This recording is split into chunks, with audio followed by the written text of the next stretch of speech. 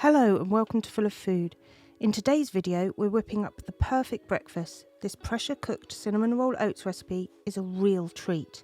So first up, ingredients. Some porridge oats. I've just used normal rolled oats here, you can use other ones. Water, butter, some lovely juicy raisins. I've got some icing sugar or powdered sugar, brown sugar and cinnamon. So this is the easiest thing ever. Here's the method. So you want to get your pan and put your oats into your pressure cooker with the water and a couple of handfuls of raisins. These are going to really plump up as we cook them in the pressure cooker. So lid down, we're going to do that on high pressure for 10 minutes with a natural release. Here they are. All golden. Look at those raisins, nice and plump and juicy.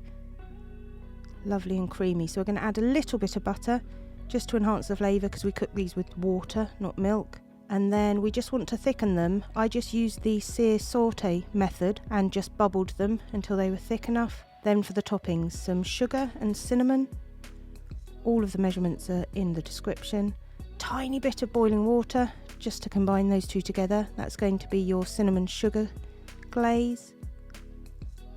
And then next up we're just going to make a little bit of icing, so some icing sugar there, a little bit of cold water, lovely. Just thicken that. You want it to be a nice drizzling consistency. So let's plate this one up. So get our bowl full of these gorgeous oats, all caramelised there.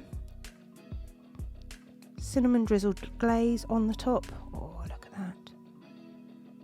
And some lovely icing. So it tastes just like eating a cinnamon roll, but in your breakfast in oat form.